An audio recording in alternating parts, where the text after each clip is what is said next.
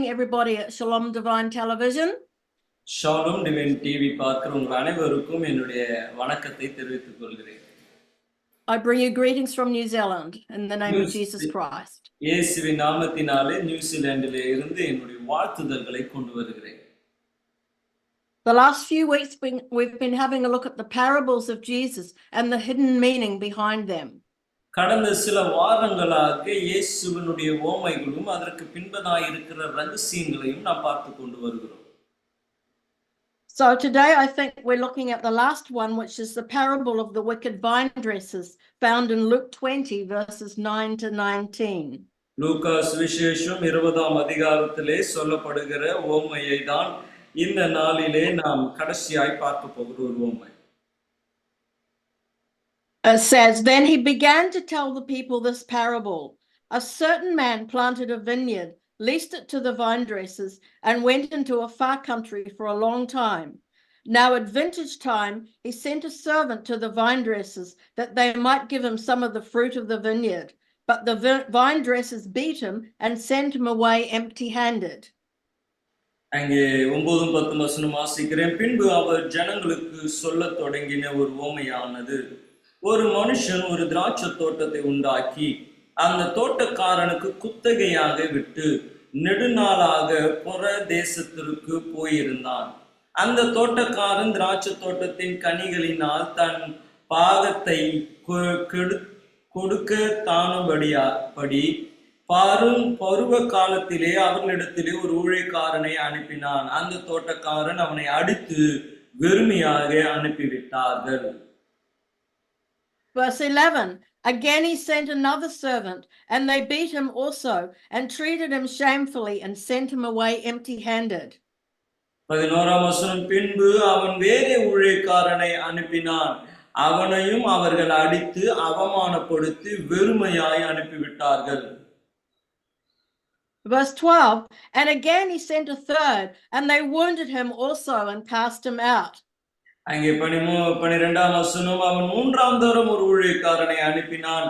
அவனையும் அவர்கள் காயப்படுத்தி துரத்தி விட்டார்கள். Verse 13, then the owner of the vineyard said, what shall I do? I will send my beloved son. Probably they will respect him when they see him. 13ஆம் வசனம், அப்பொழுது திராட்சை தோட்டத்தின் எஜமானன், நாம் என்ன சொல்வோம், எனக்கு பிரியமான குமாரனை அனுப்பினால் அவனையாகிலும் கண்டு அஞ்சுவார்கள் என்று எண்ணி அவனை அனுப்பினான்.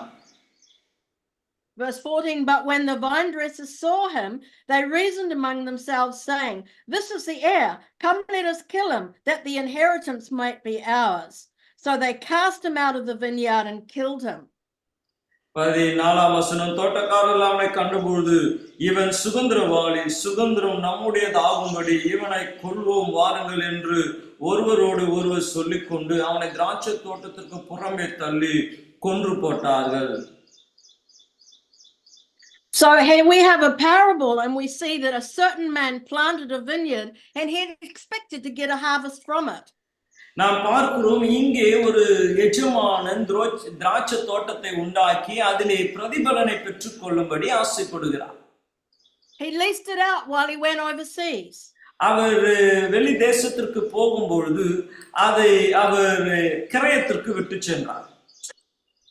Then at harvest time or vintage time, he sent a servant to get some of the produce.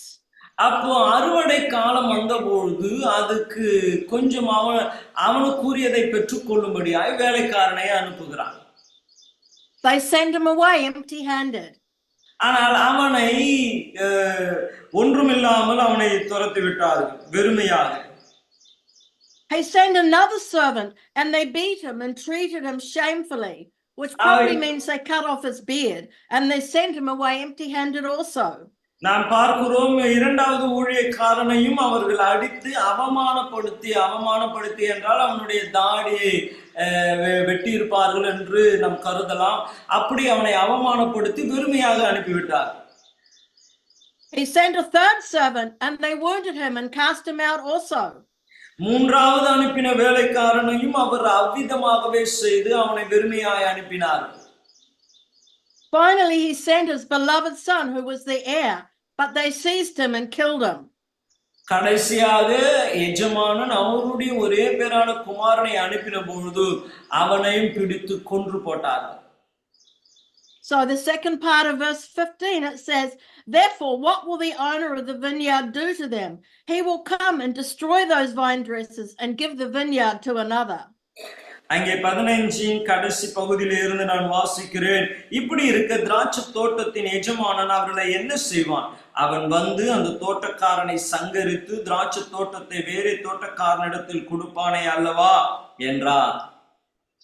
When they heard it, they said, certainly not.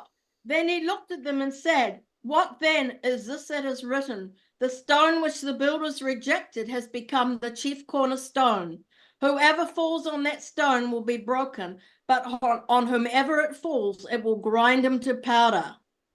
அங்கே தொடர்ச்சியாக வாசிக்கிறோம். அவர்கள் அதை கேட்டு அப்படியே ஆகாதிருப்பதாக என்றார்கள். அப்பொழுது அவர்களை பார்த்து, வீடு கட்டுகிறவர்கள் ஆகாது என்று தள்ளின கல் மூளைக்கு தலைக்கல்ல ஆயிற்று என்று எழுதியிருக்கிற வேத வாக்கியத்தின் படி அந்த கல்லின் மேல் விழுகிற எவனும் நொறுங்கி போவான். அது எவன் மேல் விழுகிறதோ அவன் நசுங்கி போடும் என்றார்.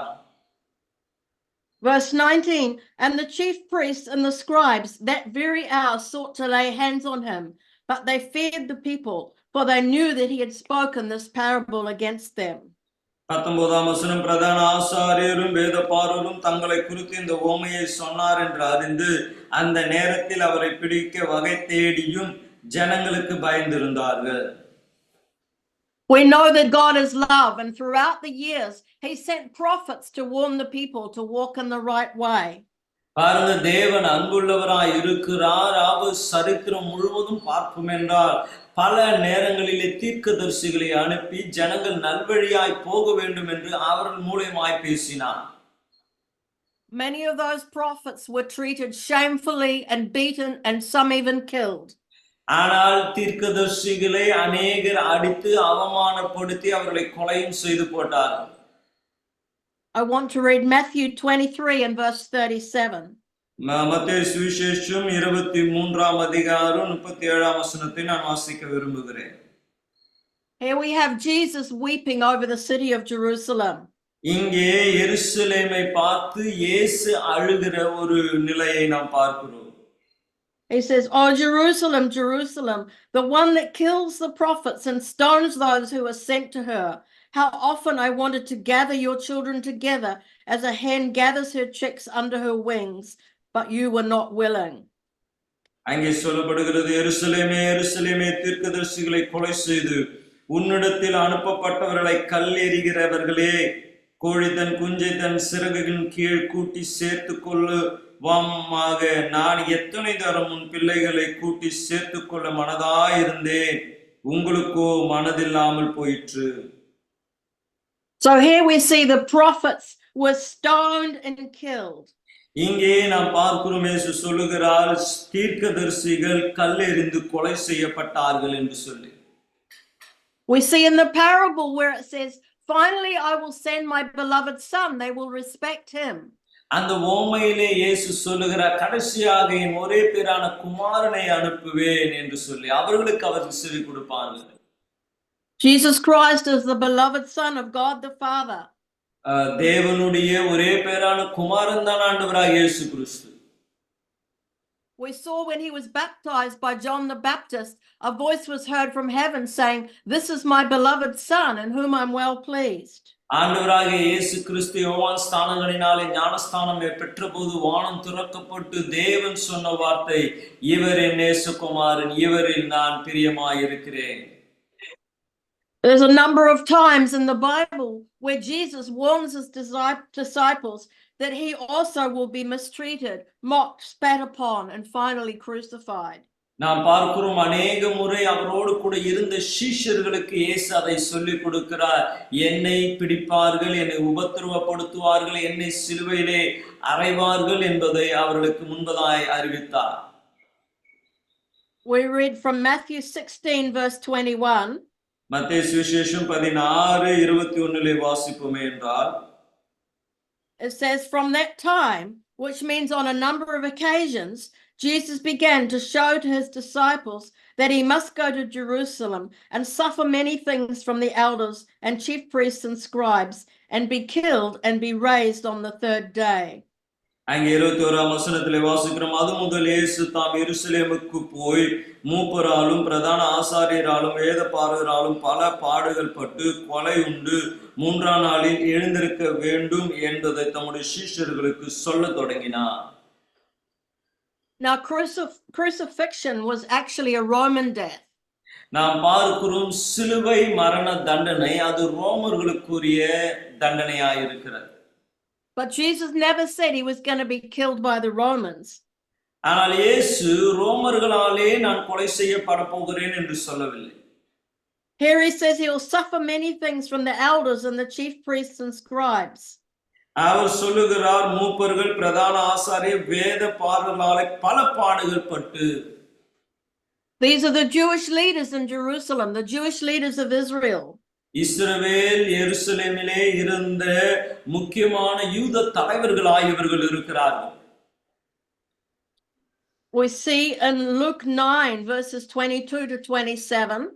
லூக்கா சுவிசேஷம் 9ஆம் அதிகாரம் 27ஆம் வசனத்திலிருந்து வாசிப்போம் என்றால், Jesus said the Son of Man must suffer many things and be rejected by the elders and the chief priests and scribes and be killed and be raised on the third day. 22ஆம் வசனத்திலிருந்து நான் வாசிக்கிறேன். மேலும் மனுஷகுமாரன் பல பாடுகள் படவும் மூப்பராலும் பிரதான ஆசாரியராலும் வேத பாரகரினாலும் ஆகாதவன் என்று தள்ளப்படவும் கொல்லப்படவும் 3ஆம் நாளிலே உயிர்த்தெழவும் வேண்டும் என்று சொன்னார். So we see a number of times Jesus said he was going to be killed, but he would also be raised on the third day. நாம் பார்க்கிறோம், அநேக இடங்களிலே இயேசு மறுபடி சொல்லுகிறார், நான் கொலை செய்யப்படுவேன், ஆனால் 3ஆம் நாள் உயிரோடு கூட எழுந்து கொள்வேன் என்று சொல்லு. The second time we see in Mark 9 verses 30 to 32. Mark சுவிசேஷம் 9ஆம் அதிகாரம் 31-32ஆம் வசனங்கள். Then they departed from there and passed through Galilee, and he did not want anyone to know it. For he taught his disciples and said to them, the Son of Man is being betrayed into the hands of men, and they will kill him. And after he is killed, he will rise on the third day. 30-31ஆம் வசனம். பின்பு அவிடம் விட்டு புறப்பட்டு கலிலேயாவை கடந்து போனார். அதை ஒருவரும் அறியாதிருக்க வேண்டும் என்று விரும்பினார். ஏனெனில் மனுஷகுமாரன் மனுஷர் கையில் ஒப்பு கொடுக்கப்படுவார் என்றும் அவர்கள் அவரை கொன்று போடுவார்கள் என்றும் கொல்லப்பட்டு 3ஆம் நாளில் உயிர்த்தெழும்புவார் என்றும் அவர் தம்முடைய சீஷர்களுக்கு போதகம் பண்ணி சொல்லியிருந்தார். We know, of course, that Jesus was betrayed by Judas Iscariot, who was one of the 12 disciples. நமக்கு தெரியும், யூதாசு காரியோத் என்று சொல்லுகிற இயேசுவின் சீடரிலே 12 சீடரில் ஒருவனான அவனால் காட்டி கொடுக்கப்படுவார் என்று அறிந்திருக்கிறோம். He betrayed him for 30 pieces of silver. 30 வெள்ளிக்காசுக்காக இயேசுவை காட்டி கொடுத்தார். And here in Mark, Jesus is saying that he will be betrayed and that he will be killed, and then on the third day he will rise.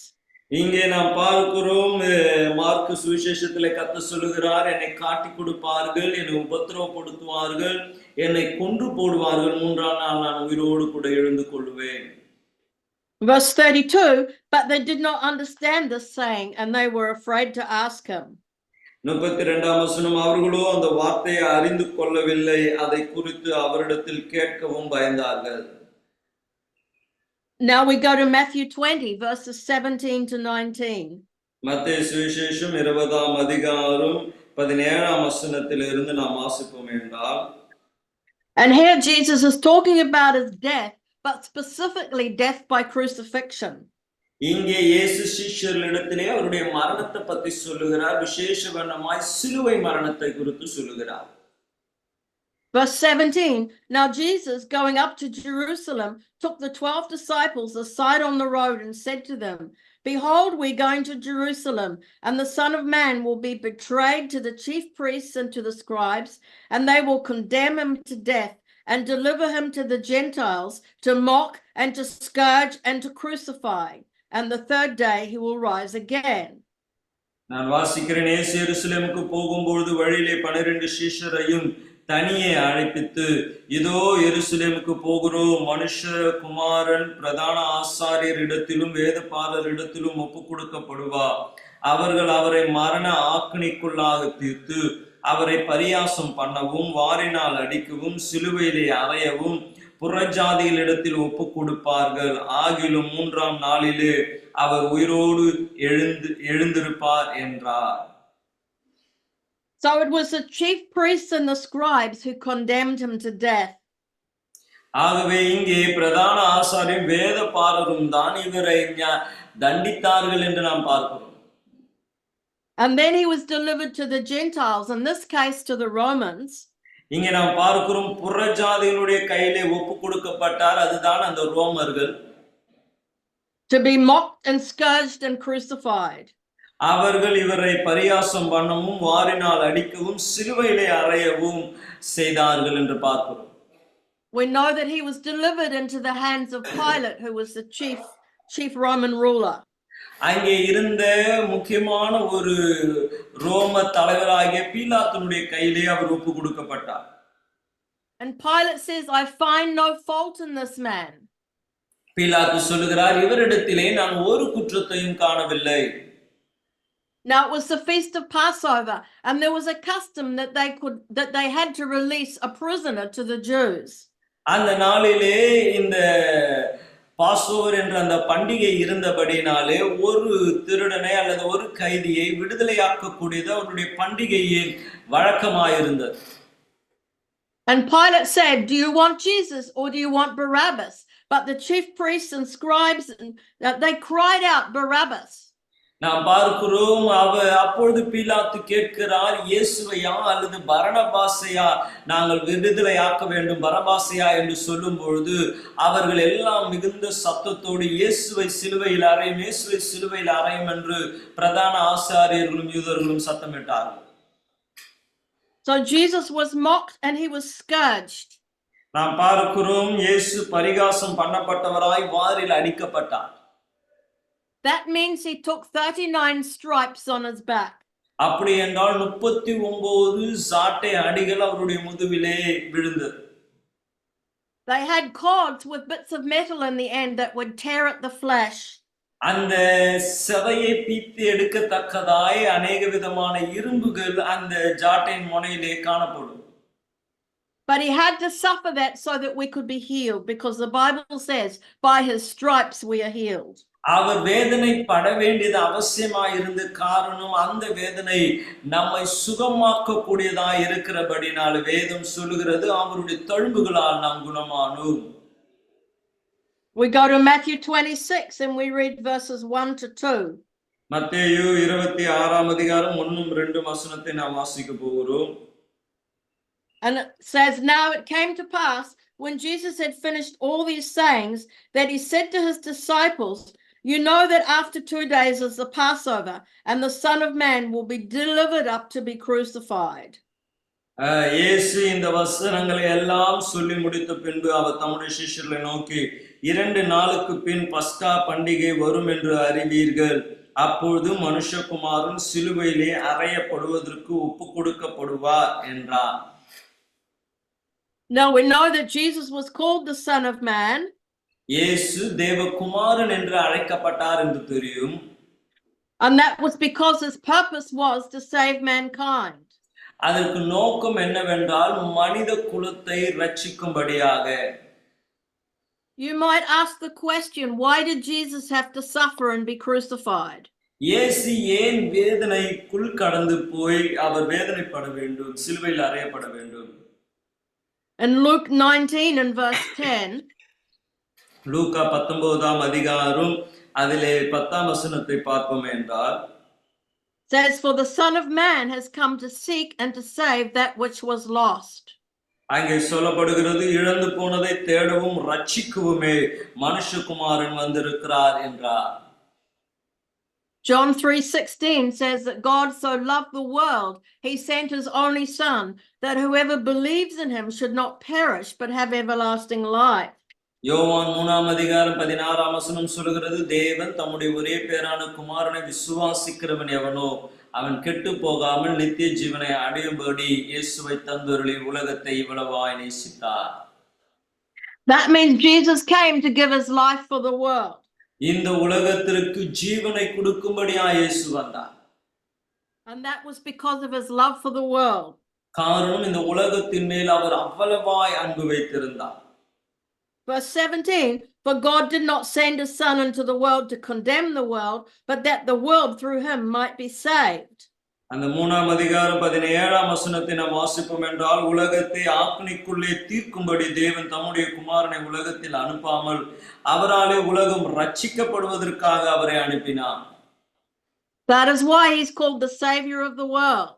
ஆகவேதான் உலக ரட்சகர் என்று சொல்லி அவரை அழைக்கிறோம்.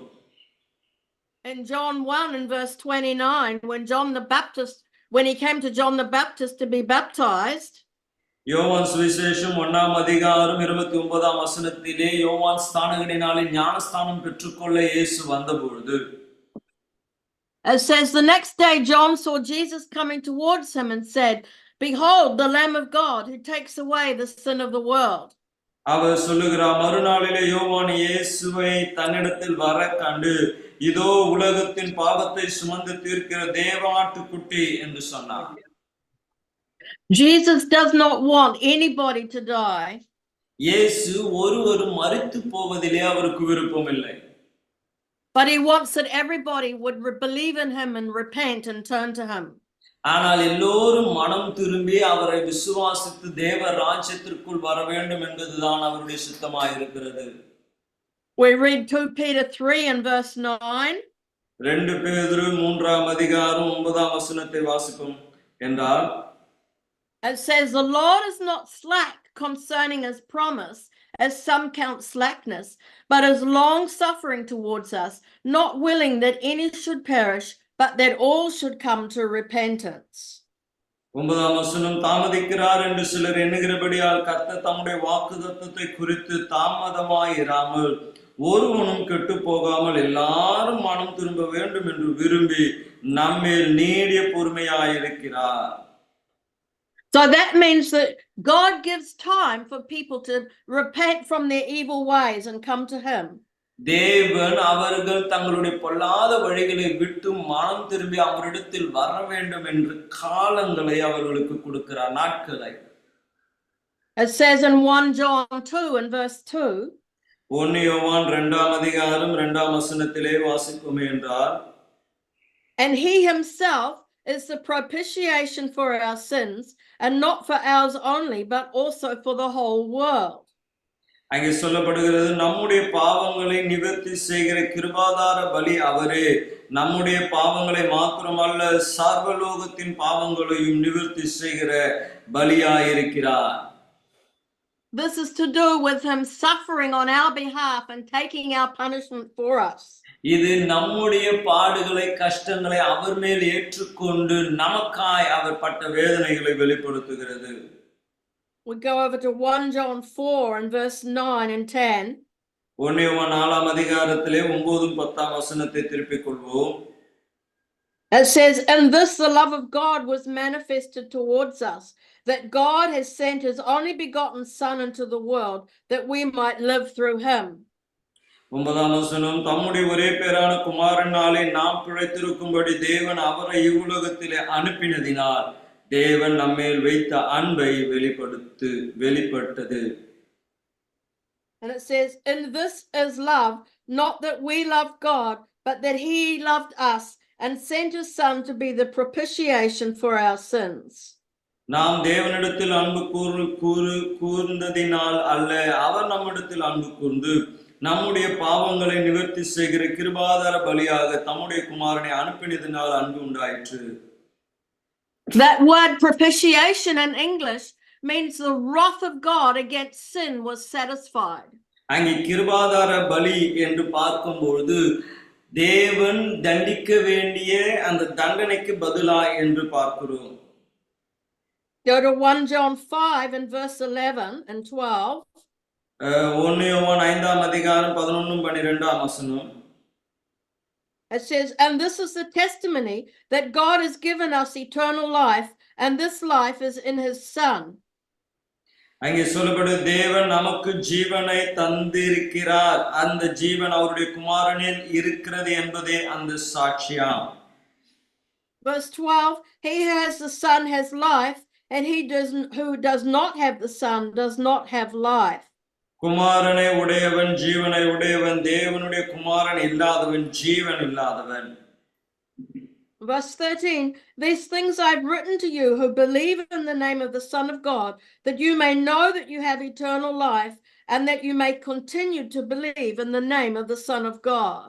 உங்களுக்கு நித்திய ஜீவன் உண்டு என்று நீங்கள் அறியவும், தேவ குமாரனுடைய நாமத்தின் மேல் நீங்கள் விசுவாசமாய் இருக்கவும், தேவ குமாரனுடைய நாமத்தின் மேல் விசுவாசமாய் இருக்கிற உங்களுக்கு இவைகளை எழுதுகிறேன். Jesus had to be crucified to take our punishment. நம்மளுடைய தண்டனைகளை ஏற்றுக்கொள்ள தேவன் சிலுவையில் அறையப்பட வேண்டியது அவசியமாய் இருக்கிறது. But whoever repents of their sins, that means turns away from them and turns to God and believes in his name, they will receive eternal life. யாரெல்லாம் தாங்கள் செய்த குற்றங்களை குறைவுகளை அறிக்கை செய்து தேவன் பக்கமாய் திரும்பி இயேசுவை ஏற்றுக்கொள்ளுகிறார்களோ அவர்களுக்கு நித்திய ஜீவன் உண்டு. Eternal life comes from believing in Jesus Christ and his sacrifice. இயேசு கிறிஸ்துவினுடைய அந்த பலியை ஏற்றுக்கொண்டு விசுவாசிக்கிறவர்களுக்கு நித்திய ஜீவன் உண்டு. So I want to go to Isaiah 53. ஏசாயா 53ஆம் அதிகாரம். And I'll start reading at verse 3.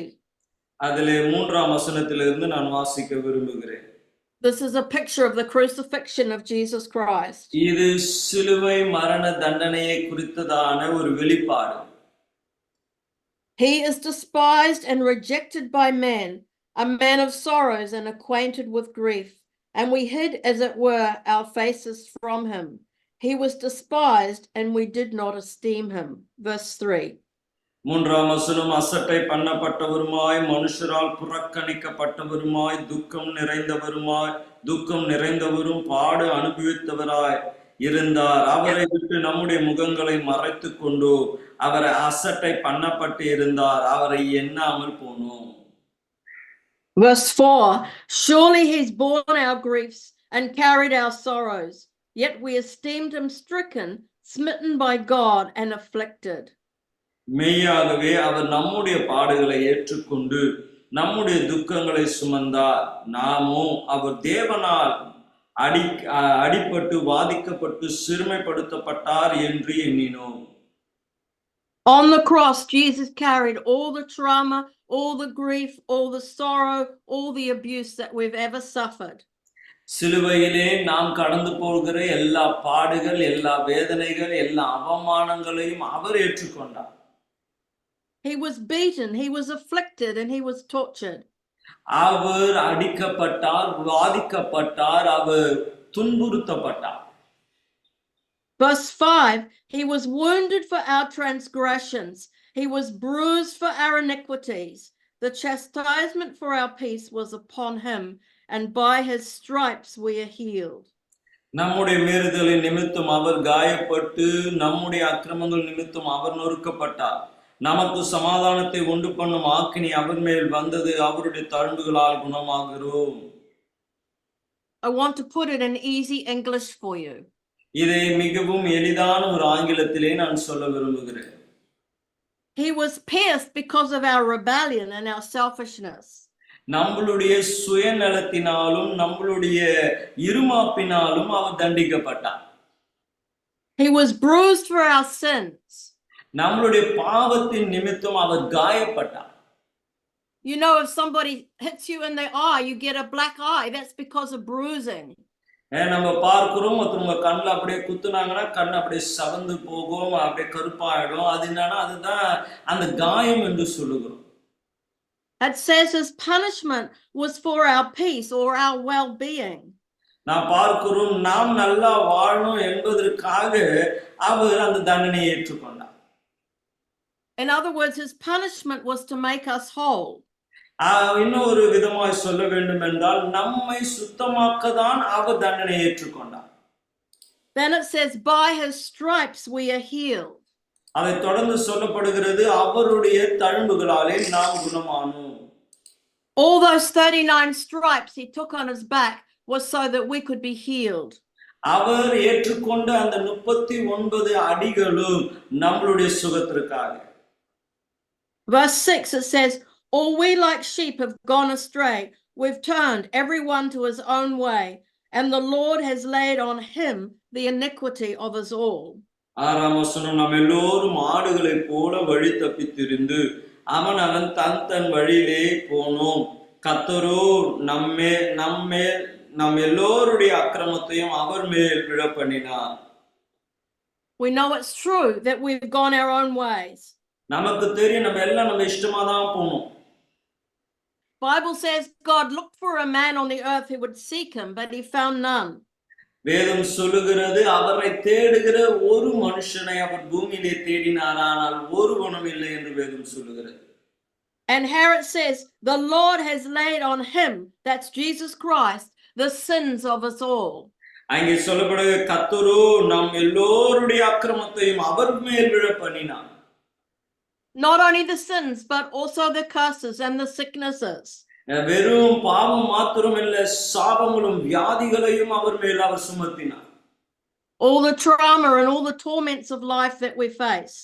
நம்ம கடந்து போகிற எல்லா கஷ்டங்களும் வேதனைகளையும் அவர் மேல் அவர் வைத்திருந்தார். He took it all so that we might receive peace.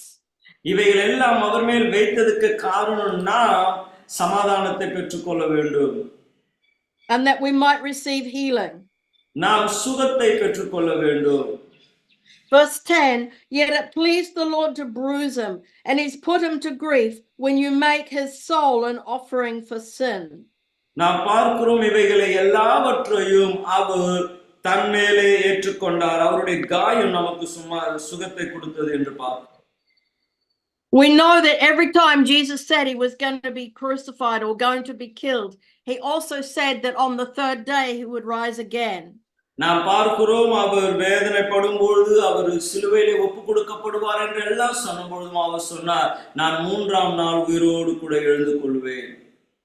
And when he rose again, அவர் 3ஆம் நாள் உயிரோடு எழுந்த பொழுது, he said to remember how I said to you that I would be mistreated by the scribes and Pharisees, but then on the third day I would rise. அவர் சொன்ன காரியம் நீங்கள் இதை ஞாபகம் வைத்துக் கொள்ளுங்க, ஆசாரியர்னாலே வேத பாரரினாலே நான் அவமானப்பட்டு நான் தவறாய் நடத்தப்படுவேன் என்று அவர்களுக்கு முன்னே அறிவித்தார். We'll just read Luke 24 and verse 7. லூக்கா சுவிசேஷம் 24ஆம் அதிகாரம் 27ஆம் வசனம். This is after Jesus has risen from the dead. இயேசு உயிரோடு கூட எழுந்த பிறகு நடக்கிற ஒரு சம்பவம். And they've come to the tomb, and an angel is speaking to them. அவங்க சிறைசாலை கல்லறை அண்டையிலே வருகிறார்கள். தேவ தூதன் அவனை பார்த்து பேசுகிறார். This is some of the women who came seeking him. இயேசுவை தேடி வந்த சில ஸ்திரீகளிடத்திலே பேசப்படுகிற ஒரு காரியம். And the angel said, the Son of Man must be delivered into the hands of sinful men and be crucified, and the third day rise again. அங்கே அவர் சொல்லுகிறார், அவர் அவர்களை தீர்க்கதரிசனமாய் 26 கிறிஸ்து இவ்விதமாய் பாடுபடவும் தமது மகிமையில் பிரவேசிக்கவும் வேண்டியதில்லையா என்று சொல்லி. So it says here that he was crucified, but the third day he would rise again, and here he's risen. அங்கே சொல்லப்படுகிறது, அவர் சிலுவையிலே மரிக்கவும் 3ஆம் நாள் எழுந்திருக்கவும் வேண்டுமே என்று சொல்லியிருக்கிறார். And they remembered his words, and finally they understood them. அதை கடைசியாய் அவர்கள் புரிந்து கொண்டார்கள் என்று நாம் பார்க்கிறோம். You see, Jesus endured the cross. இயேசு அந்த வேதனையை அவர் ஏற்றுக்கொண்டார். He despised the shame, and so he knew that he was going to go to be with the Father. அவருக்கு அந்த அவமானங்களை அவர் ஏற்றுக்கொண்டார். காரணம், அவர் அறிந்திருக்கிறார், நான் என் பிதாவினிடத்திலே போகிறேன். We read Hebrews 12. எபிரேயர் 12ஆம் அதிகாரம். And it says, who for the joy that was set before him endured the cross, despising the shame, and is set down at the right hand of the throne of God. இரண்டாம் வசனம், அவர் தமக்கு முன் வைத்திருந்த சந்தோஷத்தின் பொருட்டு அவமானத்தை எண்ணாமல் சிலுவையை சகித்து தேவனுடைய சிங்காசனத்தின் வலது பாசத்திலே வீற்றிருக்கிறார். So now he's entered into glory. இப்பொழுது அவர் மகிமைக்குள் பிரவேசித்திருக்கிறார். Maybe you have not heard these words before. ஒருவேளை இப்படிப்பட்ட வார்த்தைகளை நீங்கள் முன்பதாய் கேட்காமல் இருந்திருக்கலாம். And you might be saying, did Jesus Christ die for my sins? இயேசு என் பாவத்திற்காக மரித்தாரா என்று நீங்கள் கேள்வி எழுப்பலாம். We've already read that he died for the sins of the world. ஏற்கனவே நாம் வாசித்திருக்கிறோம், உலகத்தின் பாவத்திற்காய் அவர் தன் ஜீவனை கொடுத்தார் என்று சொல்லி. That means for your sins also. அப்படி என்றால் உங்களுடைய பாவத்திற்காகவும் கூடதான். And for anybody who would repent of their sins and believe in him. யாரெல்லாம் தங்களுடைய பாவத்தை அறிக்கையிட்டு அவர்கள் மனம் திரும்புகிறார்களோ, then they would receive eternal life. அப்பொழுது அவர்கள் நித்திய ஜீவனை பெற்றுக் கொள்வார்கள். We're just going to pray a very simple prayer, and if you would like to pray this at home, I invite you to do that. நம்ம ஒரு எளிதான ஒரு ஜெபத்தை செய்ய போகிறோம். நீங்களும் என்னோடு கூட செய்ய உங்களை நான் அழைக்கிறேன். Lord, we thank you that you sent your son Jesus Christ into the world to die for us. எங்களுக்காக மரிக்கும்படி உம்முடைய குமாரனாகிய இயேசுவை நீர் அனுப்பினபடியால் உமக்கு நாங்கள் நன்றி செலுத்துகிறோம். We thank you that he took the punishment that we might go free. ஆண்டவரே, எங்கள் தண்டனையை அவர் ஏற்றுக்கொண்டபடியால் நாங்கள் விடுதலையாக்கப்படுகிறோம். We turn from our sins and we turn to you and we ask you to forgive us. எங்கள் பாவத்திலே இருந்து நாங்கள் மனம் திரும்பி உம் பக்கமாய் திரும்புகிறோம். எங்கள் குற்றங்களை மன்னியும். We receive your gift of eternal life. உம்முடைய பரிசாகிய நித்திய ஜீவனை பெற்றுக் கொள்கிறோம். And we thank you for your great love. உம்முடைய பெரிதான அன்பிற்காய் நன்றி. That you would take the punishment for us. எங்களுடைய தண்டனையை நீர் ஏற்றுக்கொண்டீரே. We love you and we bless your name. ஆண்டவரே, உம்மை நாங்கள் நேசிக்கிறோம், உம்மையே நாங்கள் மகிமைப்படுத்துகிறோம். In Jesus' name, amen. இயேசுவின் நாமத்தில் ஜெபிக்கிறோம் நல்ல பிதாவே. ஆமென். Amen. If you've prayed this prayer, maybe you would like to call in to Shalom Divine Television and tell them so. நீங்கள் இந்த ஜெபத்தை செய்திருப்பீர்கள் என்றால் ஷாலோம் டிவைன் டிவிக்கு சொல்லப்படுகிற அந்த தொலைபேசி எண்களுக்கு ஃபோன் பண்ணி அதை நீங்க சொல்லுங்க. I'm sure somebody there would love to pray with you again. உங்களோடு கூட மறுபடியும் ஜெபித்து உங்களுக்கு வழிகளை சொல்லிக் கொடுக்க அங்கே ஆட்கள் இருக்கிறார்கள். God bless you all. கர்த்தர் உங்களை ஒவ்வொருவரையும் ஆசீர்வதிப்பாராக.